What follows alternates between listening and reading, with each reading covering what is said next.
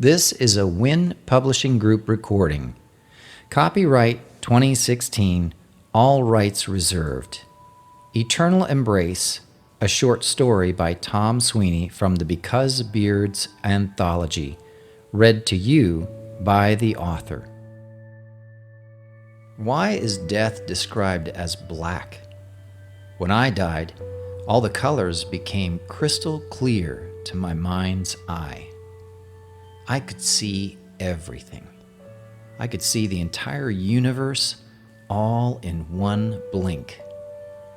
The colors shot out at me almost violently, engulfing me completely, like a white-hot bath of love and joy. It was so bright and so refreshing. I felt free. I felt happiness. I felt ecstasy. I felt incredible energy. I had been encased in a body for so many years that I thought was me, only to discover that I was far more. I was a light being, an energetic entity. It was beauty beyond my wildest dreams, perfection in balance. In the throes of my reintroduction to eternal bliss, there was a tiny silver cord of thought pulling me toward something, a presence that guided my heart. The love and desire that pulled at me were palpable, like the soft warmth of an evening fire that hypnotizes the eye. I couldn't deny the gravity of this thought, and felt my essence being drawn more and more rapidly toward it. I wanted it, longed for it, needed it, and it needed me. We were compelled to meet and be together forever. The first time I saw her was my 10th birthday. Father had agreed that it was time I got to see the big city. She appeared to glow through the glass of her father's general store counters. Initially, I was mesmerized by the candy the glass display held captive just out of my reach. When she peeked through the first time from behind the display, I caught my breath. Somehow, she seemed familiar. The candy no longer held any interest to me. Her eyes caught mine and she darted out of sight again, only to return a moment later, wide-eyed and curious. We stared at each other for what felt like an eternity, only to be startled back to reality by my father's deep baritone voice booming directions for me to take the supplies outside to our vehicle. When I looked back through the glass again, she was gone. The next few weeks in the high country held me prisoner, hundreds of miles away from my new obsession. She was in my dreams and thoughts daily. Her emerald green eyes burned into my skull like brands on a beast of burden. The young girl through the glass had permanently marked herself inside me. Yet I had no idea what her name was. My fascination was downright distracting. There was no comparison for the aching need that pulled at my psyche to learn more about her. My age allowed only the limited experience that my parents would indulge. However, my imagination was untethered. By the next time I was able to make a trip with my family into the city for supplies again, this mystery girl had become an enigma beyond reproach. She was perfect in every way to me. When my family entered the city limits, my heart started beating so fast that I broke out in a light sweat. My mother touched my forehead, checking for fever, and suggested I wait in our lift. My outburst may have been unnecessary, but seemed to serve its purpose. Permission was granted to visit the store. Once inside, I immediately began to scour the entire store for my maiden. Her name was my goal. The only challenge was that my father kept demanding my focus to gather the essentials for the next period of time in the high country. The ore we mined was extremely valuable, but our territory wasn't completely settled yet, and squatters were ever threatening. Father kept trying to hire new workers, but they never seemed to stay, and the automated systems required constant monitoring. Even I had been trained to manage them at 8 years old, so the work wasn't difficult, just tedious. Finally, everything had been gathered and packed. Just as we were about to leave, she came in through the main entrance to her father's store, carrying a bag in each hand. When she saw me, I saw the blood drain from her face until she looked porcelain. Only my mother caught the exchange as we walked towards my angel and her mother entering after. Ever the doting parent, my mother slowed and greeted the young girl and her parent. This gave me precious few moments to say something, but my mouth wouldn't move and I began to fidget uncontrollably. I could see the young girl's eyes pasted to the floor while our parents exchanged pleasantries, until my father insisted our time for safe passage home was growing short. I'll never forget the feeling of defeat as I crossed the threshold of the entrance and glanced back as my goal faded into the shadows of the aisles filled with products and supplies. The entire flight home, I wept silently in my seat, pretending I was asleep. The agony was unbearable, and it felt as if there were no hope or joy in the entire universe. This was the way of it for several years. Every few months we would head into the city for supplies, and every few months I would be scared silent when my angel would appear, if she would appear. There were a few times she wasn't present at all. If ever life held needles of stinging pain, not seeing my dream in the flesh, even briefly, brought on suffering like I never imagined possible. Doubt and fear would creep into my thoughts that she was avoiding me or was disgusted by the simple, mute boy that occasionally frequented her father's shop. The list of reasons for her absence grew infinite and without restraint as my mind raced to explain all the reasons she would have to not want to see me. Until I did catch a glimpse of her, it would weigh relentlessly on my conscious and unconscious thoughts, distracting me from the beauty of life around me in our high mountain sanctuary. By my 15th year of life, I was able to run the entire mine by myself. My father and I worked side by side with the occasional seasonal worker. It was a good time in my childhood because I got to know my father well. He was a hard-working man that enjoyed a challenge as much as he enjoyed the full beard he sported year-round.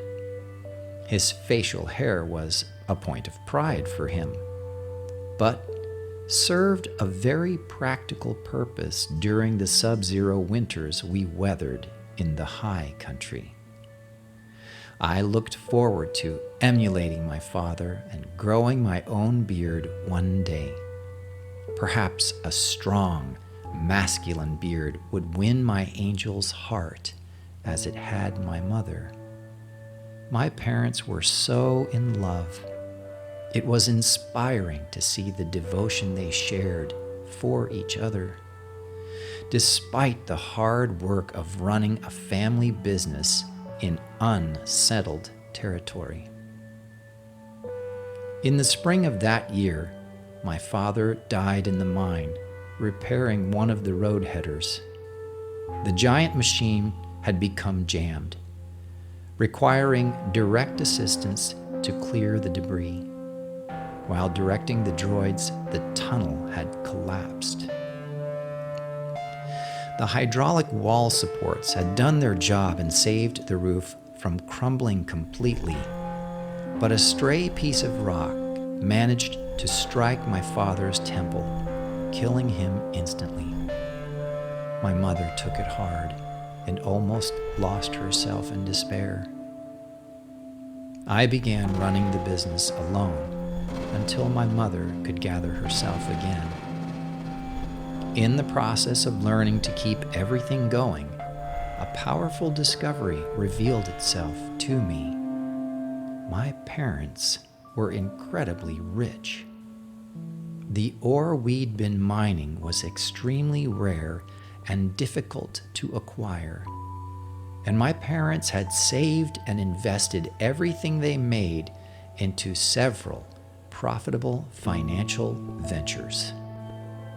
Thanks to the success of owning the mine, our family's future had been secured. I had no idea my father was so close to never needing to enter a mine again. It almost broke my heart knowing he'd come so close to reaching his dream. For his memory and my mother's emotional health, I decided to find a management company to run our mine and move to the city. Secretly, I longed to be closer to my angel. With my mother's guidance and assistance, I secured a reputable firm to run the family business and made arrangements to move. The move actually seemed to improve my mother's depression. She dove in head first to completing the interviews and documents required by the management firm and instructed me about the nuances and details of each piece as my formal business education. I think she wanted to escape the memory of the high country as much as I longed to be close to my obsession. Once in the city comfortably, a new challenge arose. I had no need for buying supplies from my favorite store anymore. Our new home was part of a purchased housing facility that we now owned. It included office staff, maintenance, maids, and various other assistants to procure our every desire. My hands had been my tools for so long that allowing others to serve me became a real challenge. In my 18th year, I realized that I hadn't seen my dream girl for almost 3 years. The distractions of burying my father, moving, hiring the management firm, studying the documents and laws at my mother's direction, and finally adjusting to living in a city teeming with people and activity had made time rocket by without much notice. Suddenly, I had to go to her, but the fear of seeing her engulfed me like a powerful morning tide raging against the rocks of the shore. Several times I tried to go to her father's store, even made it to the door of the shop, only to flee in desperate disgust at my own inadequacy. My mother called me a man now and reveled in the beard I'd begun growing in memory of my father. But the thought of my angel would instantly drag me back to that frightened and embarrassed 10-year-old peering over the cloudy display of glass. I was hopeless. I discovered quickly that the city was abundant in a great many things, including young, eligible women. Being rich, young, and eligible myself made the buffet even more enticing. Girls would swoon over me regularly, often to my own embarrassment in public. My mother would tease me, insisting that I choose one as a future mate. This idea from her seemed completely contrary to the devotion and passion she and my father had expressed during their relationship. They had loved each other madly. While logical, settling for a suitable mate was the furthest thing from my mind, though some of the beautiful young girls did provide some pleasant distraction occasionally. My heart still longed for my missing angel, yet I had no courage to seek her out seriously. The thought alone would make my knees weak. One weekend, while out on a sunny summer afternoon with friends, I found myself in the neighborhood of the old supply shop that held my prize. It was a moment of joyous abandon inspired by my company that caused my brazen entrance into the small storefront. My friends followed closely on my heels with wide-eyed curiosity at what had caught my attention in such a bland, boring, and otherwise unentertaining venue. The building looked so much smaller than I remembered from my childhood. At first, it appeared that no one was working the store. Then suddenly, a young woman stood up from behind the candy counter. She didn't look up at first and began to open her mouth to speak. Before words could escape her ruby red lips, her eyes caught mine and my heart stopped. I felt as if I might pass out. The tugging on my arms from my friends snapped me out of the panic that had soaked me to my marrow. They were insisting we leave due to the lack of stimulation the establishment provided. I refused to move, but failed to speak too. Finally, the young woman behind the counter offered assistance with finding our needs, but my friends filed out the front door impatiently. My feet unconsciously guided me closer to the counter. Drawing near, it was easy to see that the young girl I worshipped had become a stunning young woman. Stammering, I introduced myself. It's amazing I was able to form words at all, but my angel's response surprised me. She recognized me despite my full beard. She explained that my similarity in appearance to my father was uncanny. Her brilliant green eyes sparkled in the dim light of the shop. I was mesmerized. We spoke at length, leaving my friends to their own devices. It came to my awareness that she'd lost both her parents to a terrible accident in the bustling flight paths of the large city. She maintained the shop out of nostalgia for them, but secretly longed for more. I promised that I would come to visit frequently if she would allow it. Her smile at my request made my heart leap.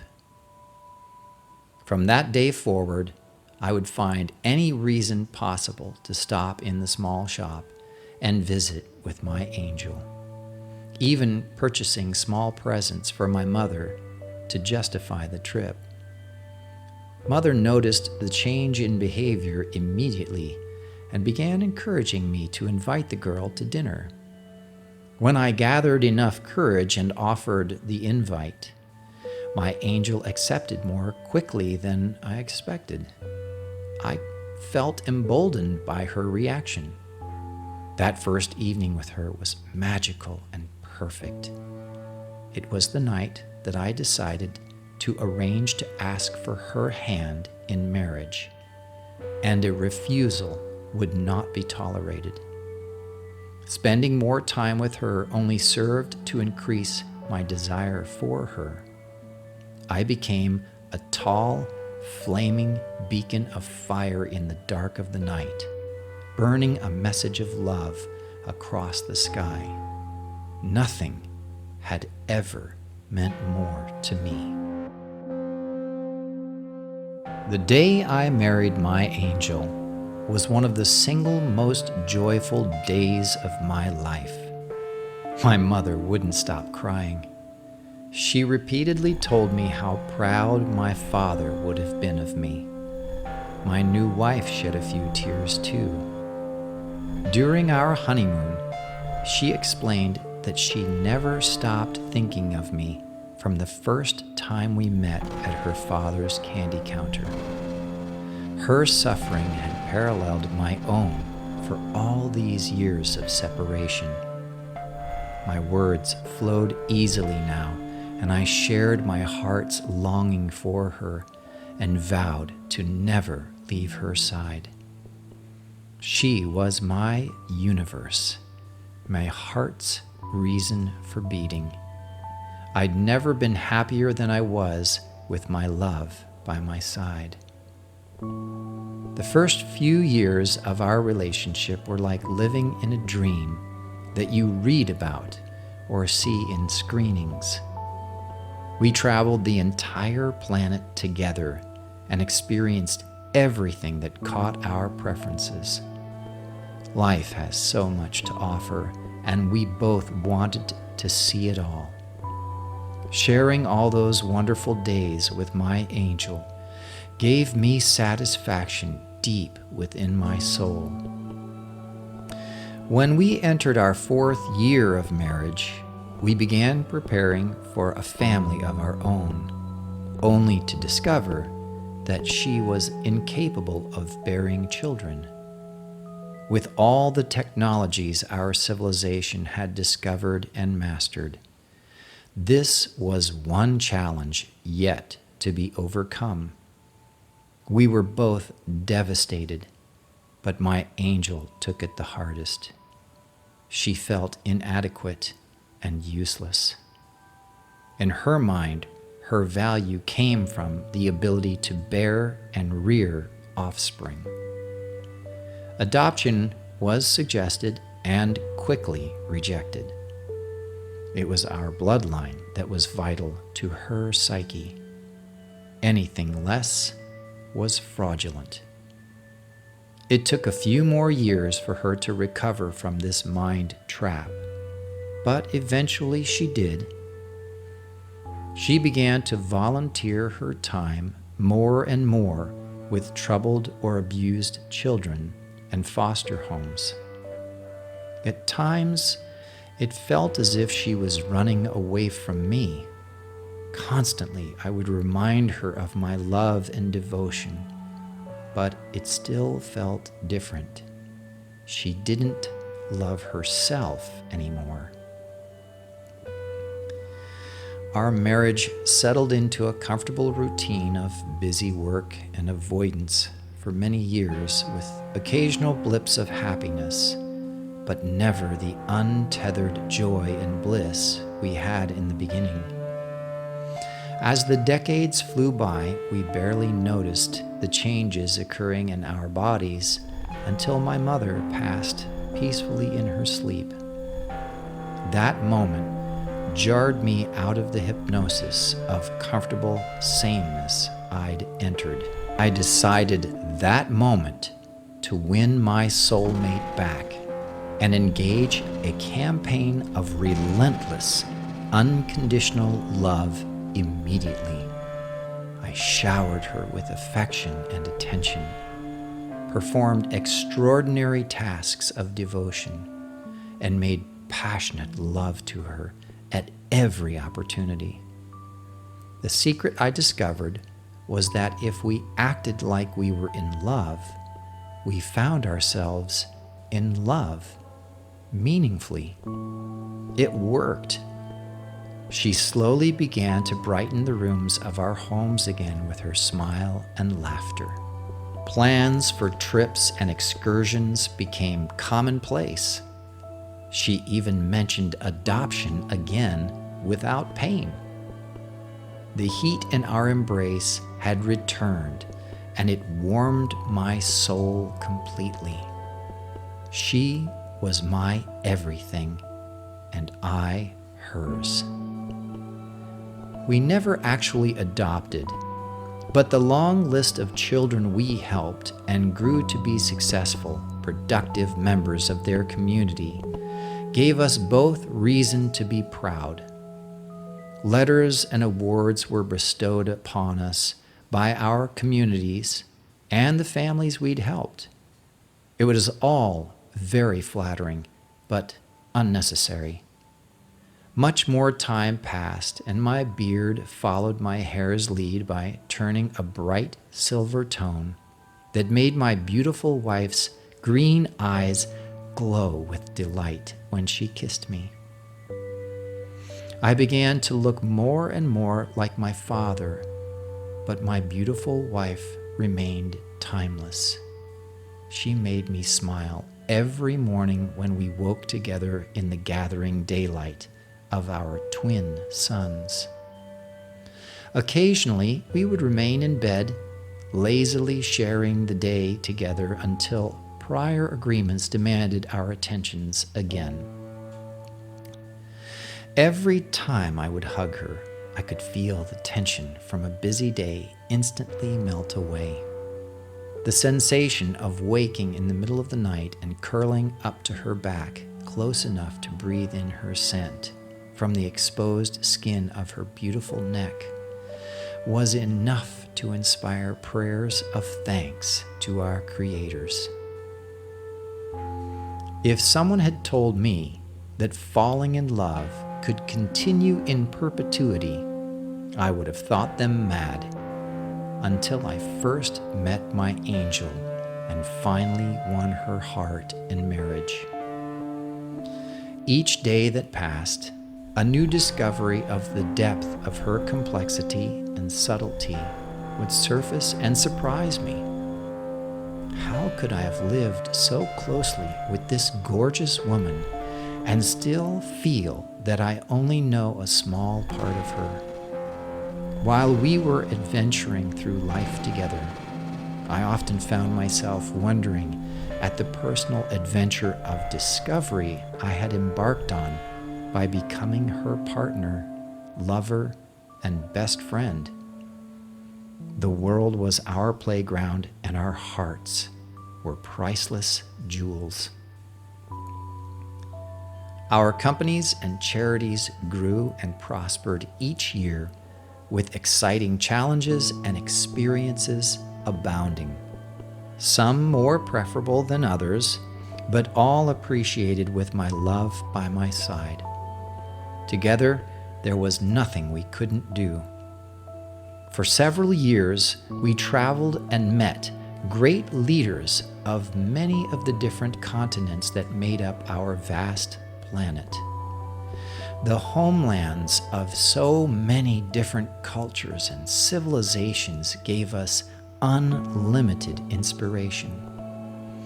We loved every second we were together.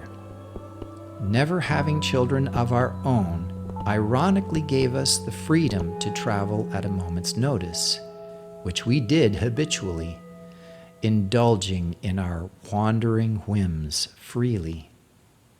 The amassed fortune from my parents and sizable rivers of revenue from our own various business ventures afforded us generosity that was difficult to rival in any culture we'd ever visited. We actually became something of a legend for some peoples. Legends are always exaggerated, of course, but our constant movement and acts of public generosity garnered regular notoriety. As we grew older and began to extend our stays at certain preferred properties, it became customary for me to celebrate our wedding anniversary in some unusual manner with friends and loved ones. The events grew every year in size and extravaganza until an annual fair developed around the date of our union. Our largest estate in the city, where we met, would be opened to the public for 36 hours, the equivalent of one day. We would make a brief appearance as per tradition for the celebration, but quickly excuse ourselves to allow our guests the freedom to enjoy the evening. It was nice to be remembered each year and flattering for the size of the event, but it became a small burden at times that felt as if it might take the fun out of the initial intention of the act of devotion. That inspired us to begin taking private retreats back to my homeland in the high country. My angel and I would spend weeks rediscovering the beauty of the endless mountain ranges of my father's property. Our rationale to the public for the excursions was always to check in and monitor our mining concerns in the region. But privately, we both craved the time alone. Each trip seemed to center us around the love we still held deeply in our hearts for the other. Nature had a magical way of reminding us of what's really important. We would sit on the massive porch of our mountain estate and watch the sunset, only to wake the next morning in each other's embrace. In the high country, the days would blur together until our staff would remind us of the date and impending agreements that required our attentions. Begrudgingly, we would always make our way back to the racing speed of life on our planet. But each year, the trips to the mountains became our most desired appointment. I can still remember my angel's hair changing from her youthful light brown to a shimmering silver like my beard. She never liked the idea of genetic manipulation for vanity. She considered her body's decision to change a sacred event that connected directly with her subconscious that should be respected. The new color made her even more beautiful to me. I always loved the idea of matching clothes and colors that she would sport, much to her own chagrin. However, now we could match, and she couldn't accuse me of doing it purposefully. Nature herself dictated that we should be in harmony emotionally and physically. So, who was I to argue? This didn't always amuse my lovely wife, but made me chuckle every time it came up. We lived this way for so long that I could barely remember my life without her. The years I'd grown up longing for my glowing girl behind the counter felt as a brief moment in comparison to the extremely satisfying decades that had followed. We worked hard together, we played hard together, we dreamed big dreams together, we made passionate love together, we grew old together. Life was perfect in all its imperfections with her. Every challenge we faced together, and there were many, but our passion and love for each other made them worthwhile. Doubt didn't exist in our world thanks to our union. She had been made from the fires of the universe's first breath of life and sent to guide me through eternity. She was my angel. It would have been our 10th trip to our properties in the high country if our flight had made it to the landing port.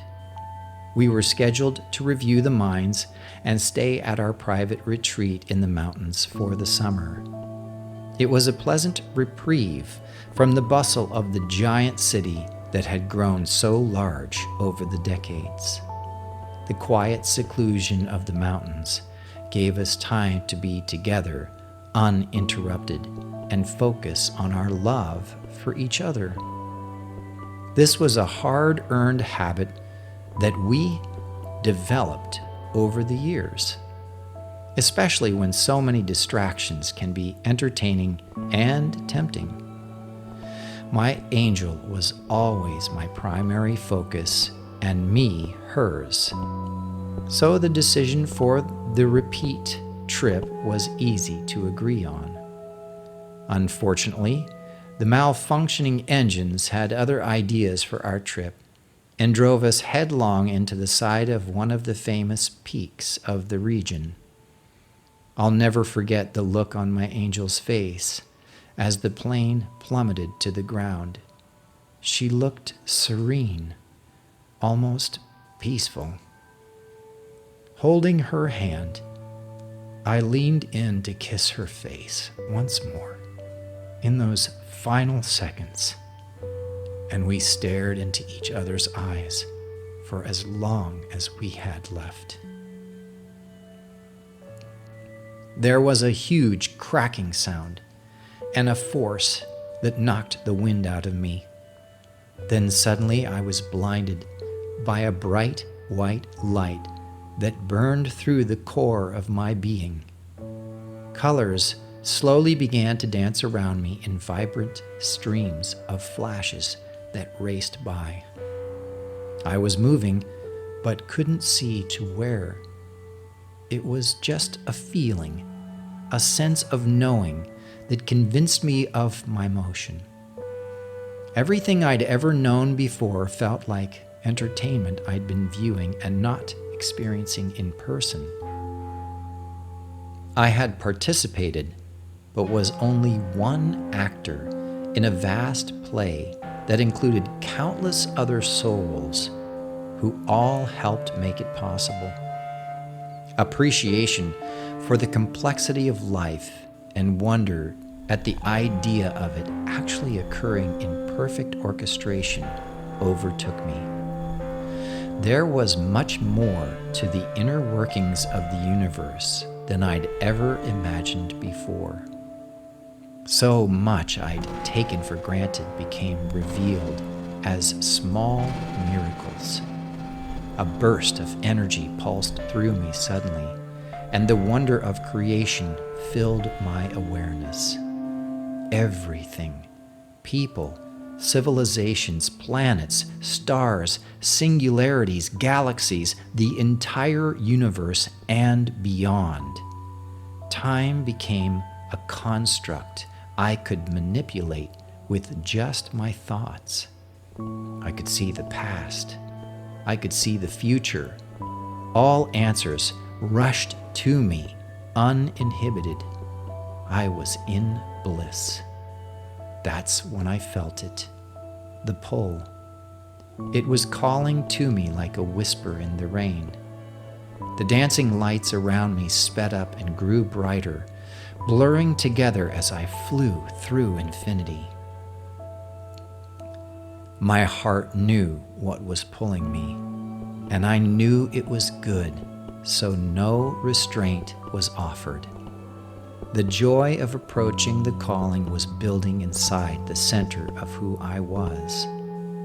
There was no doubt that love was at the source of this message.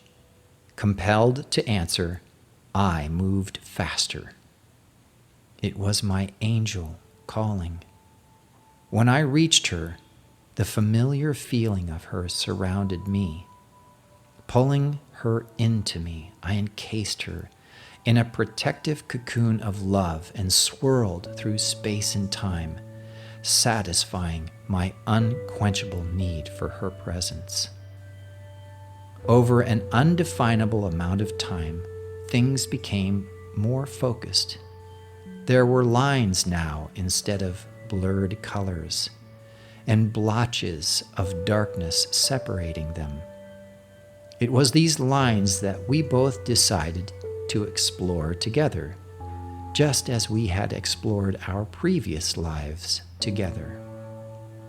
With my angel by my side, I could go anywhere and do anything. Swirling in and out of each other in ecstasy, we rushed forward on a joyous journey of discovery, just as we always had. Holding on to each other through each new cycle, we searched the universe for its undiscovered secrets. The lines became visions of beauty and wonder that we marveled at for eons, never boring of the infinite possibilities that unfolded before us. We had become joyous wanderers and explorers of the infinite. Then came the moment my angel consciously decided to take shape. There was a pull inside me again, and I felt her desire. Always the doting lover, I joined her in adventure. If we're together, I'm willing to follow her anywhere. It took a considerable amount of focus for us both, but there was no rush since time had no sway on us anymore. We swam through space, spinning close to each other, basking in the warm glow of a nearby star. The newcomer offered its warm yellow rays of love to us as we spiraled through the void. I could see my lover's colors begin to take shape. The beautiful glow of her green rushed into my view, accompanied by a deep blue that took my breath away. She twirled for me to share her new experience as I viewed her with the familiar silver glow and my heart full of love. She was glorious to witness. The long arc of her horizon and the deep blue of her oceans, the bright green of her vegetation and the glowing white of her clouds. I was mesmerized by her once again. Not long after, she shared a feeling of life with me from inside her. Miraculously, something had joined our journey and taken hold of her presence. My angel finally had children of her own, teeming all over her surface and in her depths. The impossible had come true, and we both shouted with joy from our hearts.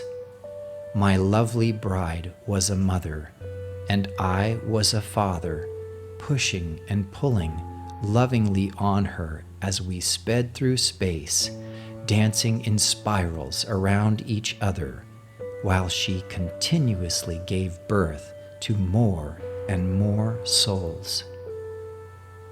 Each and every child that joined our journey added to our happiness, as we raced through time and space, holding each other in our eternal embrace.